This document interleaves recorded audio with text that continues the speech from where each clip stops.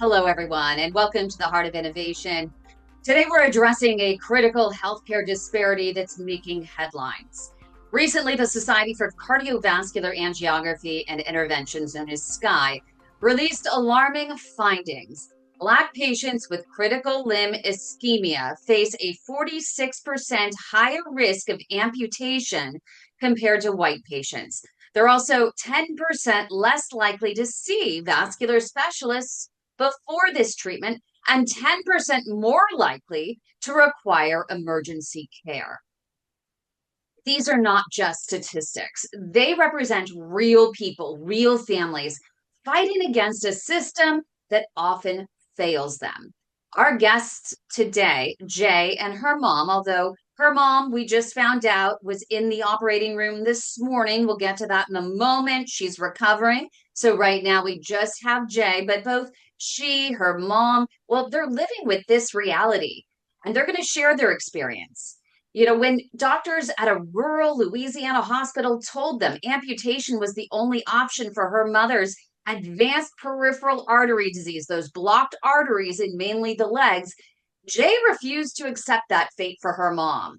Their journey reveals the stark difference between doctors who claim to treat PAD and specialists who have the advanced skills to handle advanced stage PAD, known as critical limb ischemia or CLI. That's a condition more prevalent and deadlier than breast cancer, colon cancer, and prostate cancer combined. This is a story about medical advocacy, healthcare disparities, and the fight to not just save a limb, also a life. And we're very lucky to have Jay joining us and the CLI operator ultimately fighting for her leg. And they found him through the Global PAD Association, Dr. Amit Amin. We'll get to that in just a moment. It's a very important story. But first, I want to welcome my co-host, Dr. John Phillips. And before you say anything, John, I want to take a moment to honor your dad. I know it's the anniversary of his passing, so I want to just take a moment to honor you and honor your dad, and to also thank your dad for bringing you into this world. And you have spent your life serving others and saving piggies. And for that, we really appreciate you and we appreciate him.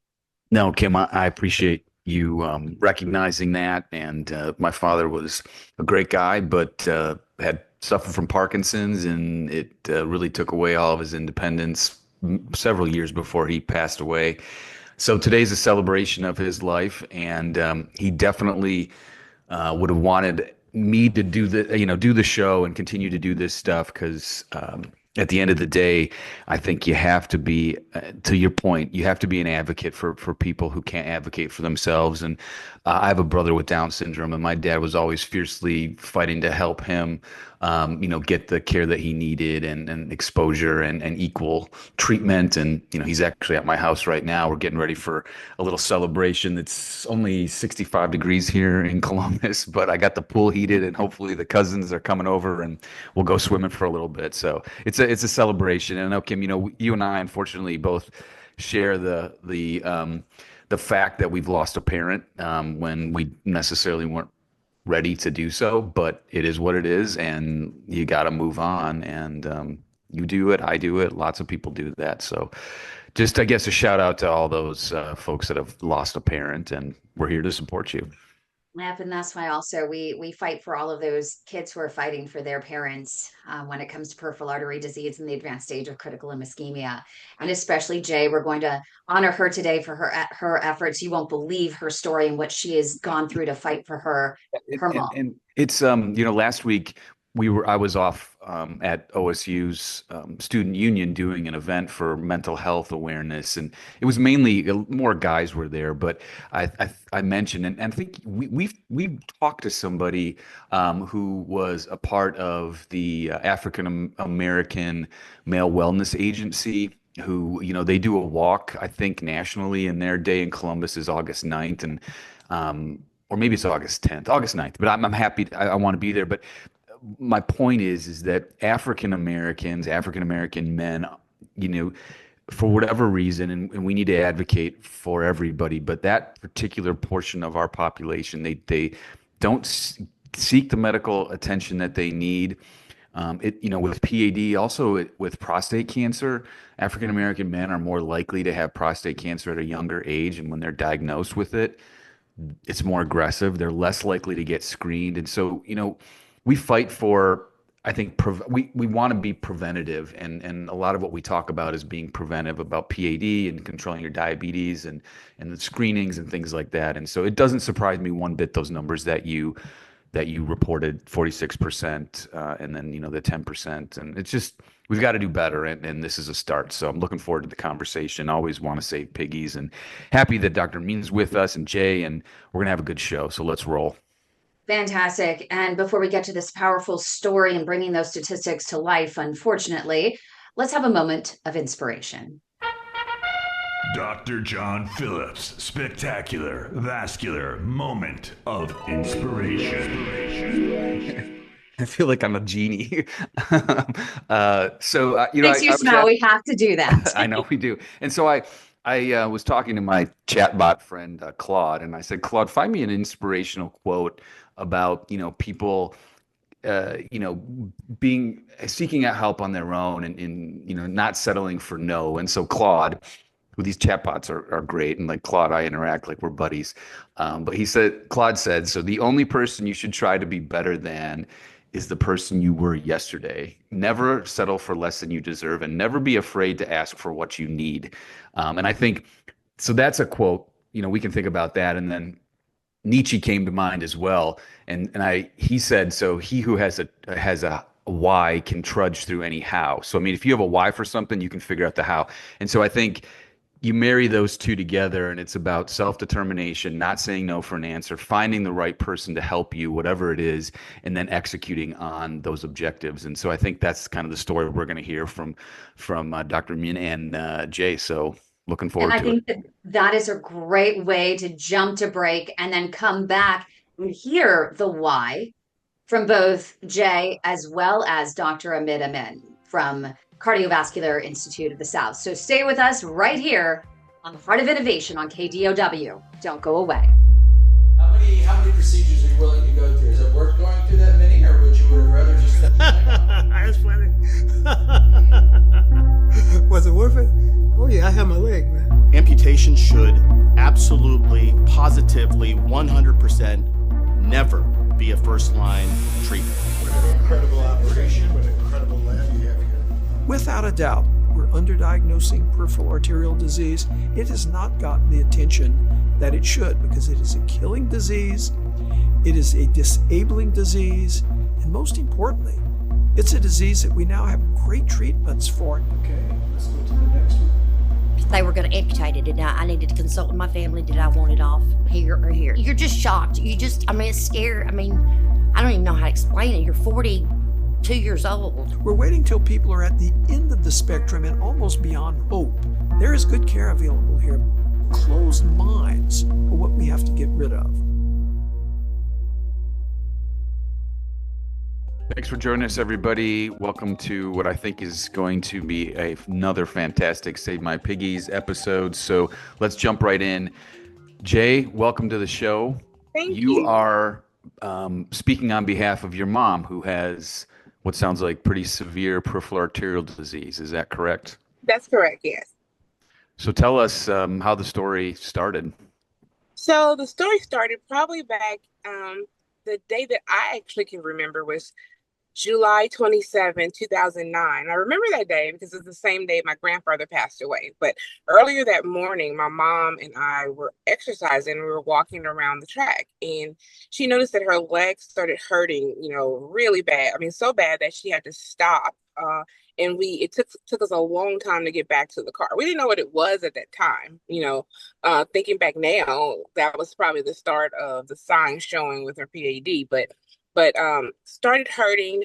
So probably maybe a year or so after that, she heard an advertisement on the radio saying, get checked to make sure you didn't have PAD. We never heard of her before. So she just went to a screening and came and told that she had some blockage in her leg, based from the vascular screening. So it started, her first probably stint maybe was probably, so it was maybe a year or so after the incident on the track. So 2010, 2011 was probably her her first stent, and it just gradually progressed, from that point on. She was getting stents every few years, and then it went from every few years to twice a year. Then from twice a year, she was getting cleaned out to maybe every 3 months, and then it kind of just got all the way to the point of she was needing a bypass. So fast forwarding to October 2024, she had a bypass on her left leg.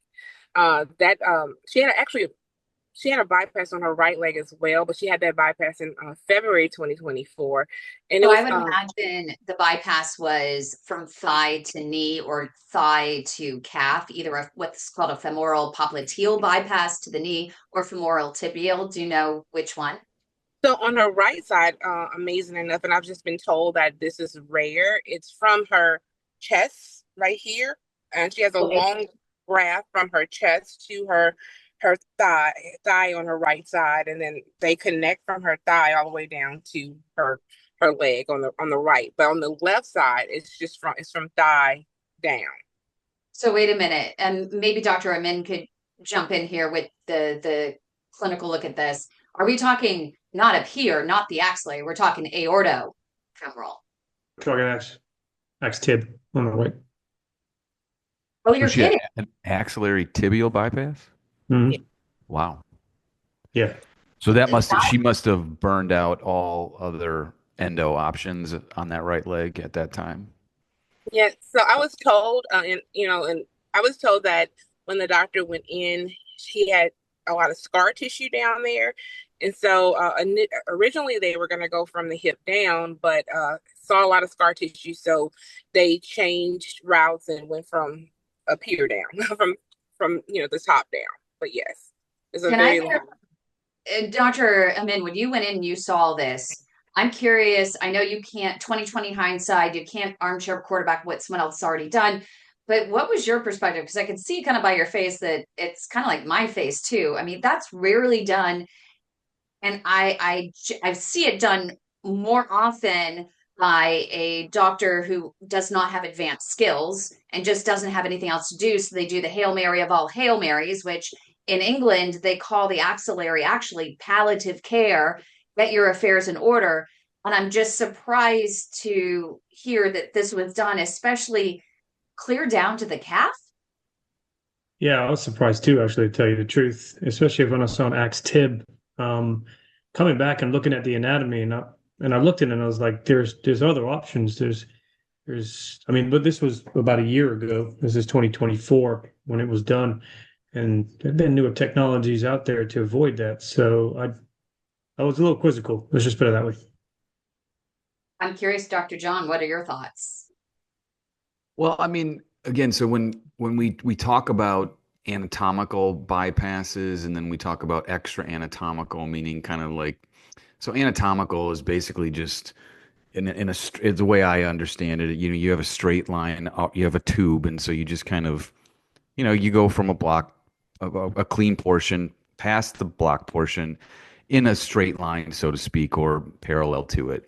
And then an extra anatomical, I mean, you're going opposite direction potentially, or you're going, you're connecting two places that don't really connect naturally. And interestingly enough, I mean, so for oftentimes when ax fems are performed, it's because either the aorta or the first branch from the aorta, the iliacs, are blocked. You can open, I mean, it's a little difficult, but I mean, there's really good, as Amit was saying, like there's really good options there, and very durable options too. I mean, if you can get through it and put stents in, you do it right, those stents last forever. I mean, it's a little different, I shouldn't say forever, but much longer than stuff in the femoral and the popliteal and the tibials, of course. So I mean, when I see that, I think, man, this person must have exhausted everything.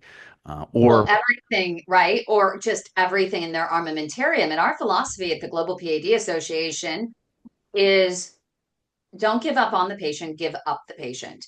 Always make sure to get, and that's where Jay finally was like, I'm done with this whole thing. There has to be other options than whatever they're doing at this point. But I know that Jay, she had the axillary bifemoral bypass. It was bifemoral or just axillary tibial on the one side? So it's February, yeah, okay. February 2024 was the one at the top. And Okay. then, yes. And then so, what happened? And then so that one we actually didn't have any. I mean, it happened. She healed well. She left the hospital with like 14 wounds.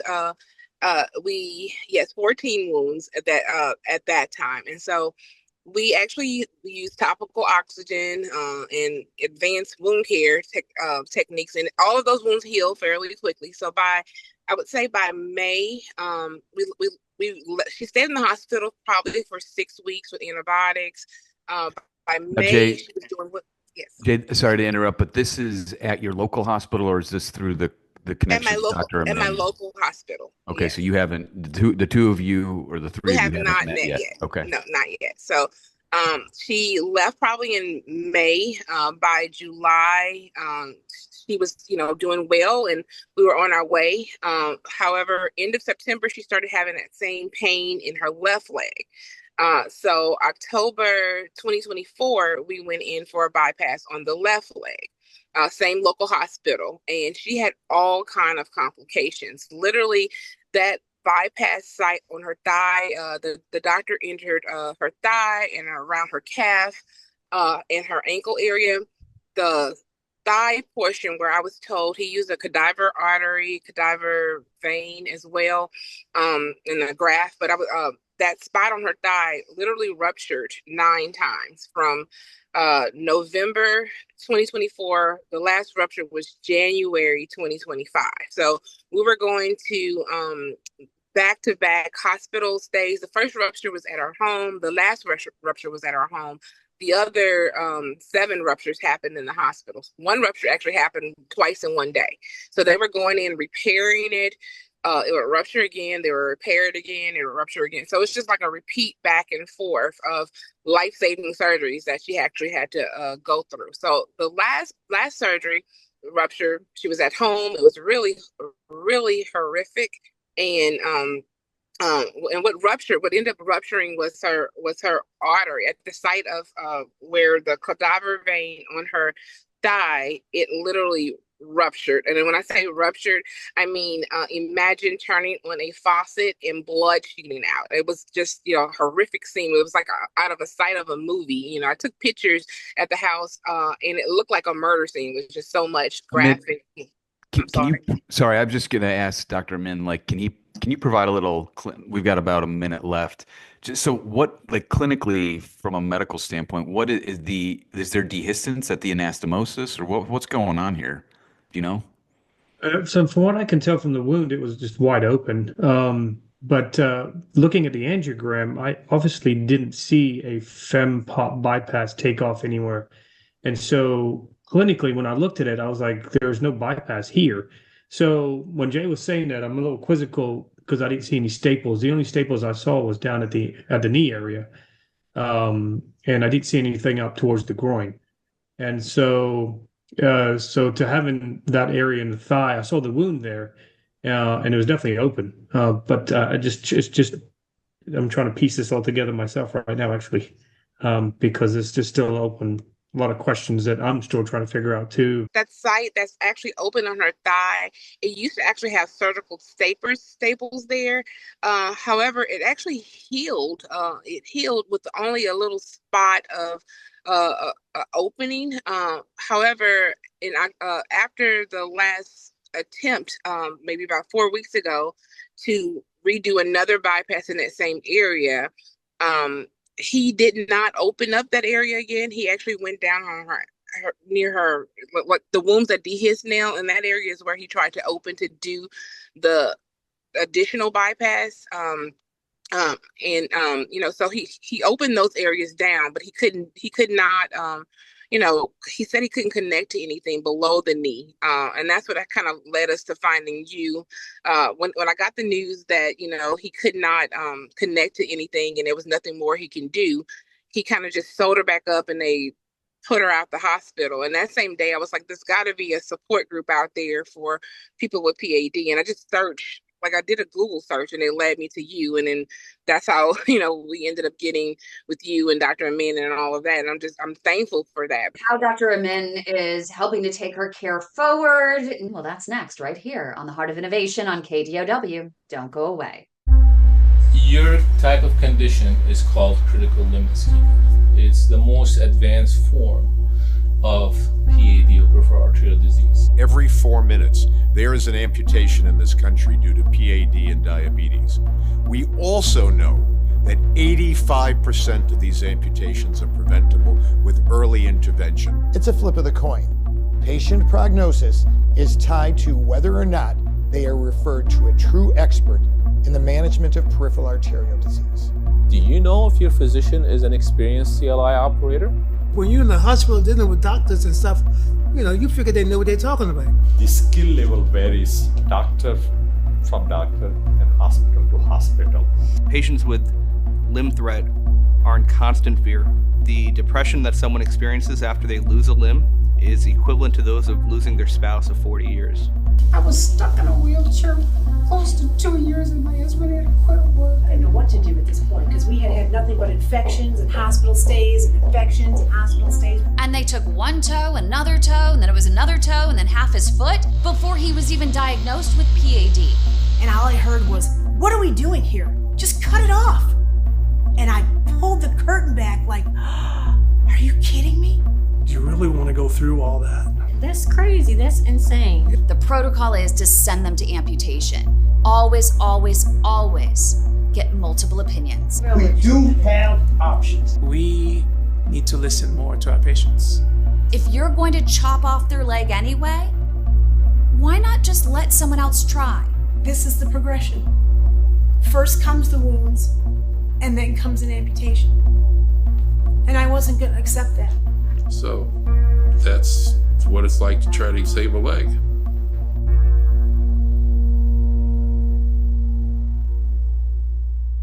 Thanks for joining us. Let's continue this conversation. Clearly, there are some piggies that are in jeopardy here on that left leg. So, Jay, you're frustrated to some degree with what's going on. How did you get in touch ultimately with Kim and the Global PAD Association, and then ultimately Dr. Amin, who sounds like helped your mom pretty significantly? Yes. So after being told that there was nothing more that they can do to restore blood flow at my local hospital, I said, maybe there's a support group out there, for people who've gone through things gone through situations like I've gone through. So I did a Google search and it led me to Kim, the Global PAD Association. And I kind of started looking at videos that you guys had. I decided to join the support group, and I privately messaged Kim, and immediately Kim responded back to me with hope and options. So, and she was able to successfully connect me with Dr. Amin, and the rest is history. I'm thankful. Kim and Dr. Amin have just been wonderful through this process. They've given us a level of hope. They've given my mom hope. When my mom was told that she was being transferred, my mom, her only request is just that she wanted a second opinion. Having an amputation is a life. It changes your life forever. So my mom said before she moves forward with any discussions of amputation, she wanted a second opinion. And so I wanted to try to give my mom that. And with Kim help and now Dr. Amin's help, she has blood flow now. So I'm just thankful. So Jay, if your mom would not have said, "Can I get a second opinion?" which we encourage everybody to get one, regardless of what their medical condition is or who's treating them. Do you think she just would have lost her leg? Yes, I do. She would have lost her leg. It was at my local hospital. It was no discussion or no, when they kind of just deemed us as crazy or, making a wrong decision. There was no hope. She needed an amputation. There was no discussion on limb saving, no assistance with limb saving, but a lot of discussion, a lot of resources in regards to amputation. So I know for sure. It sounds like, though, you were happy with what they did on the right side. I mean, the complex procedure, hyperbarics, it sounds like, good wound care. Were they just kind of and this is just me editorializing in my opinion, but did they maybe just kind of have enough of the vascular issues with your mom, or what do you I think? don't.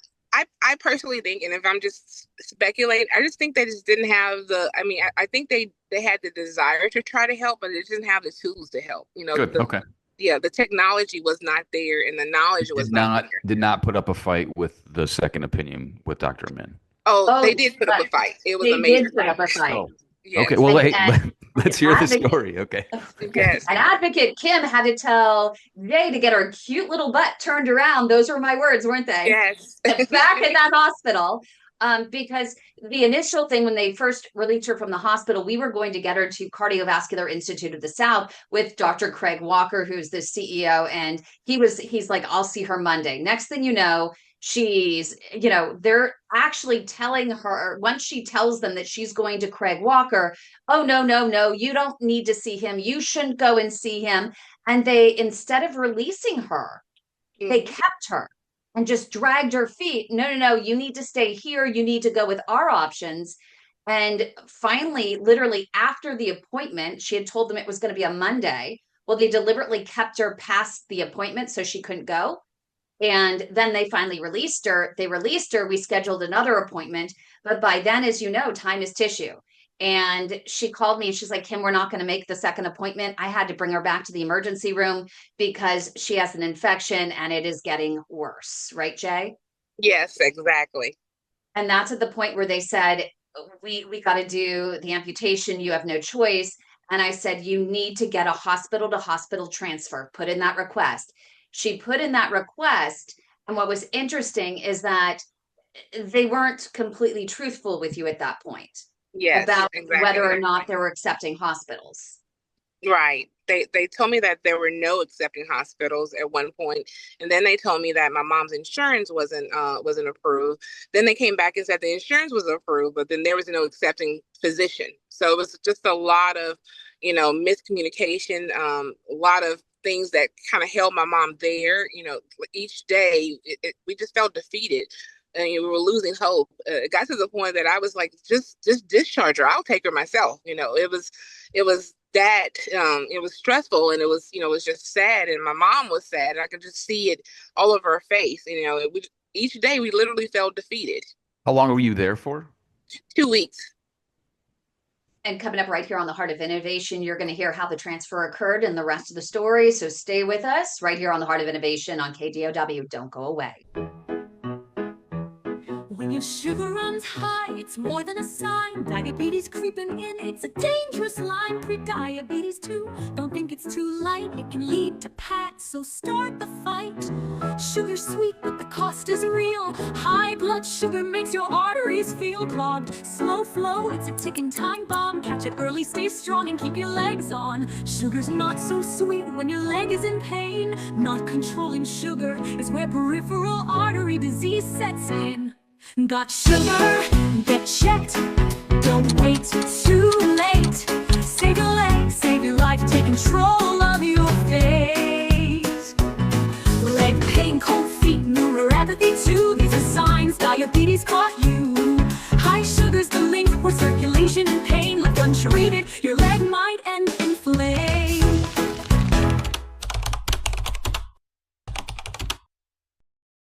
Welcome back to the show. We're continuing with Jay's determination to save her mom's leg. We're talking about her local hospital, how she met the Global PAD Association. We pushed her to try for a hospital transfer. The doctors gave her a really hard time about it. And so we got involved. We ended up getting a hold of Dr. Craig Walker from Cardiovascular Institute of the South. And he said, hands down, you've got to get a hold of Dr. Amit Amin, but he was busy. I didn't want to bother him again. So I went to a company called Endologics and I said, who's your rep over in that area? And they got on the phone with Dr. Amin and made the introduction and said, hey, can you help the Global PAD Association? And this was on a Friday night. And he said, I will accept the patient. I will take care of it. No problem. We'll give her the best try we can.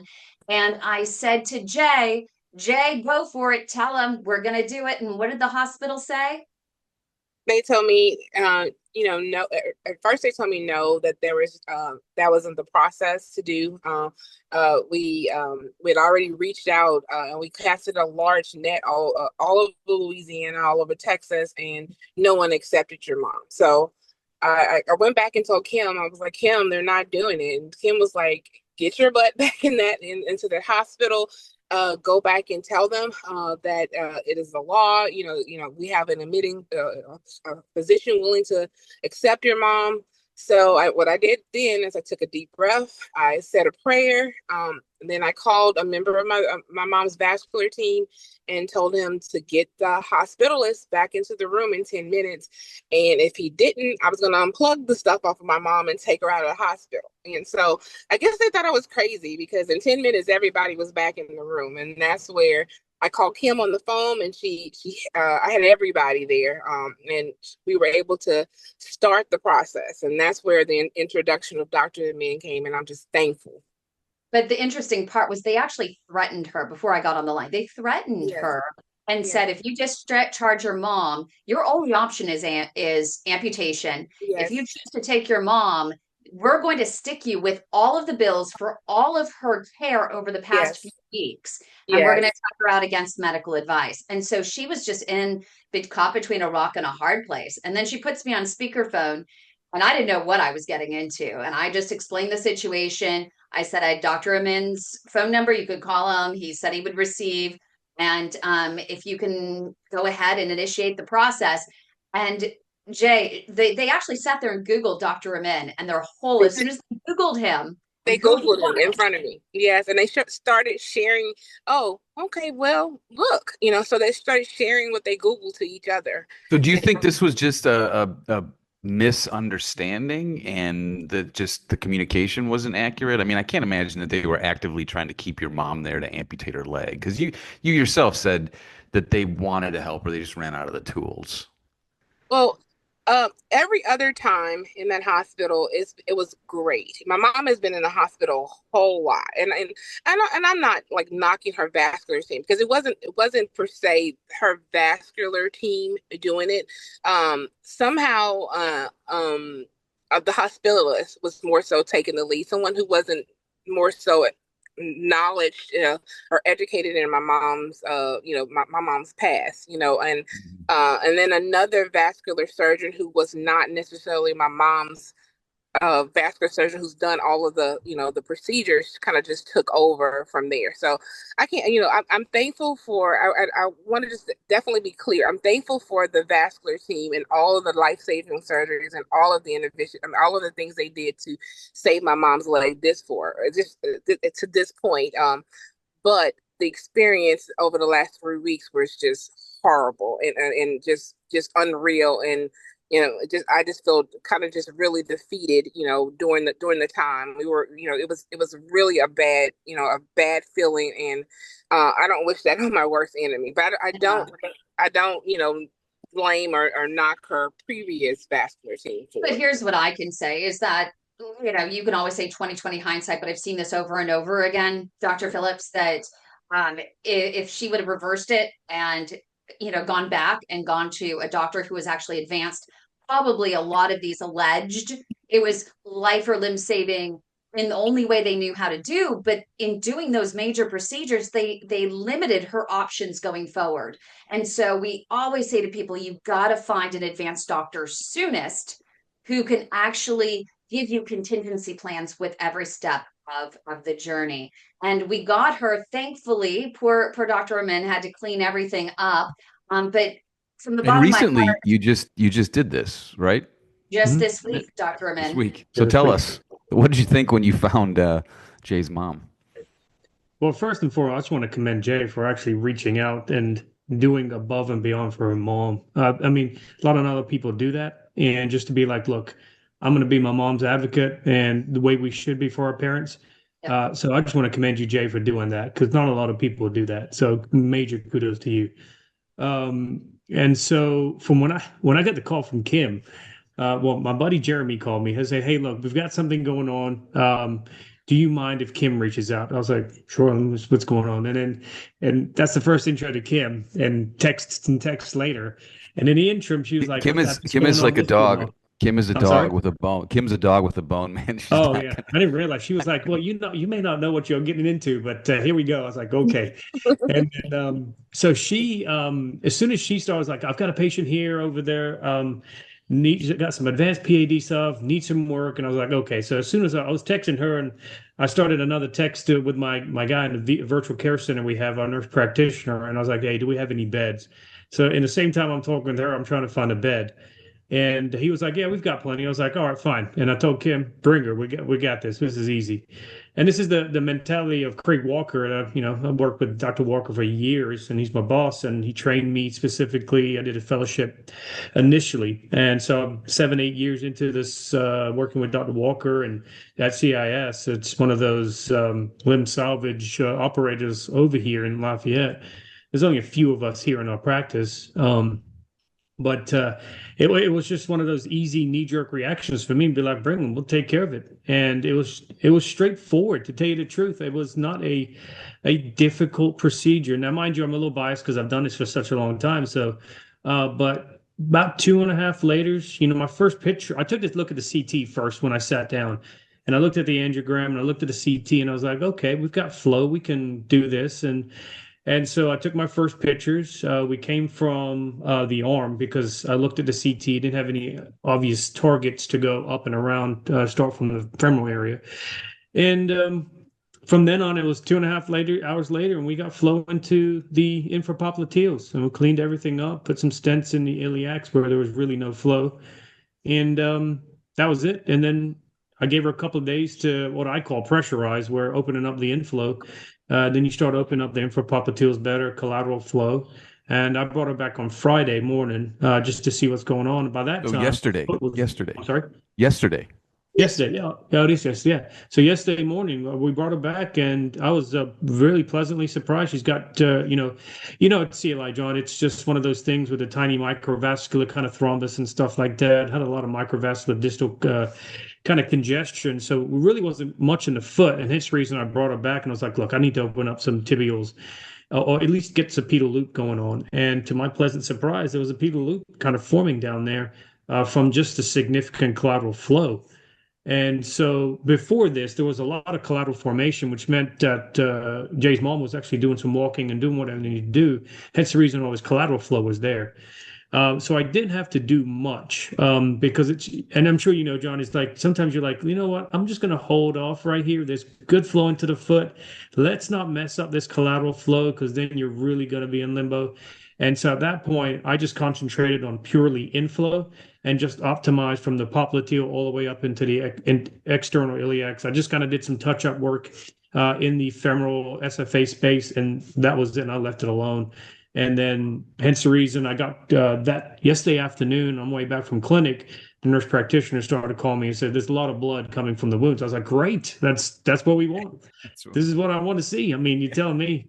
And so this is not a bad thing. Just let it bleed a little bit. It means there's good tissue underneath there. And then get the surgeon. It's when, Kim was like, "Hey, look, what do we need to do?" And I was like, "Well," she made some suggestions, and I passed it on to my nurse practitioners and stuff. And, we've got the wounds cleaned up, and I just texted another one to get the wound vac and hyperbaric set up. So we're going to get rocking and rolling here.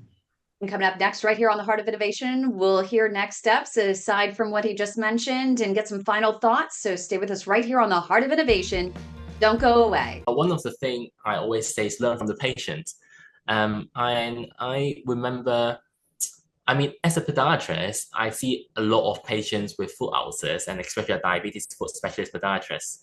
And it's very easy. We focus on the foot, but we have to think about the person in general. So not focusing on the whole of the foot, but focusing on the whole as a whole person.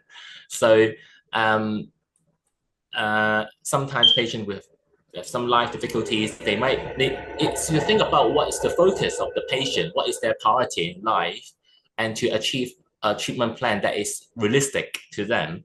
And we can say, "Oh, you have to," if you say you have to stay in bed rest all the time, it may not be good to other cardiovascular health, etc. But the ulcers might heal, but it's not really realistic, is it? They have to get back to their normal life. So think about what is their priority in life, and to work with them, and not to cast any judgment, really.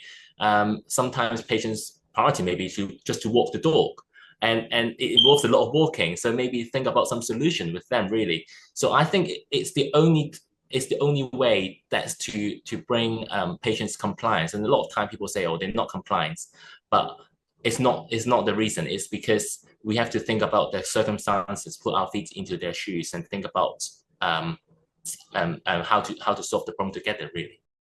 So I have to ask, as we wrap up the show with 4 minutes left, have the piggies been saved? Dr. Amen? We're working I think so.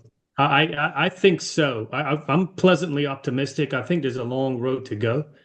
But blood flow is the proof in the pudding. I mean, there's no pun in there, but maybe there is. But I mean, there's blood flow. We know those wounds are pressurized now. There's blood flow leaking from them.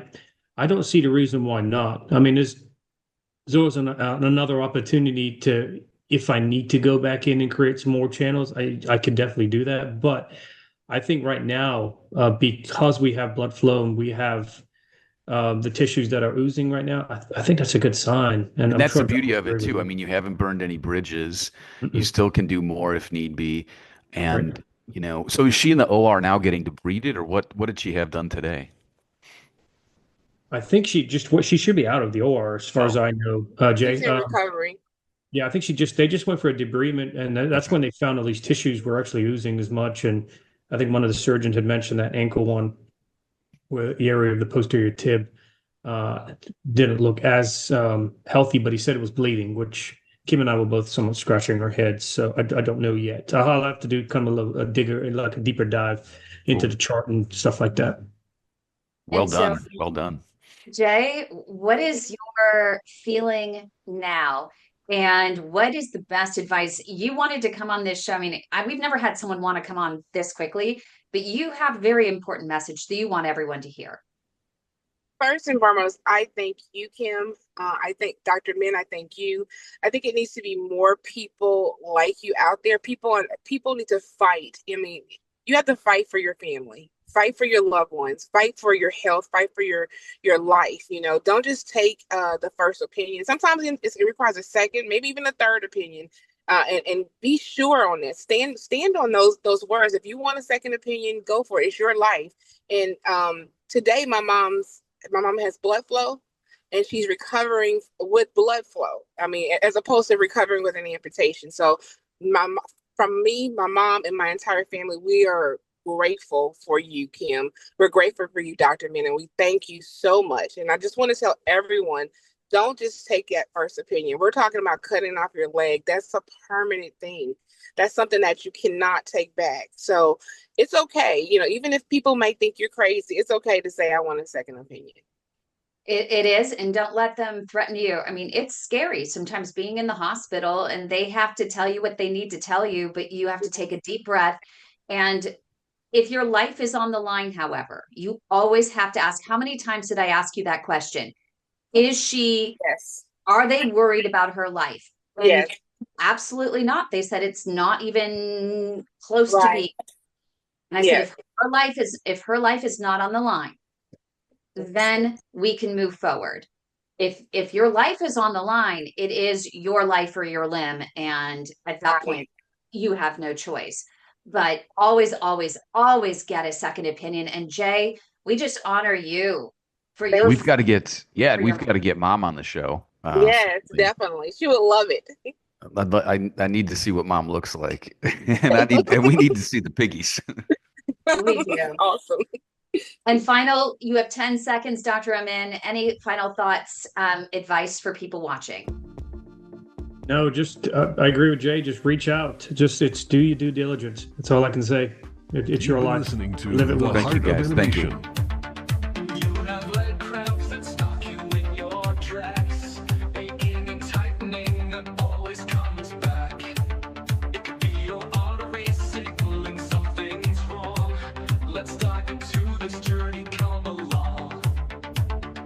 Walking down the street, feel the birds let in. See what struggles turning into fights within. Don't ignore the signs, your body's playing loud.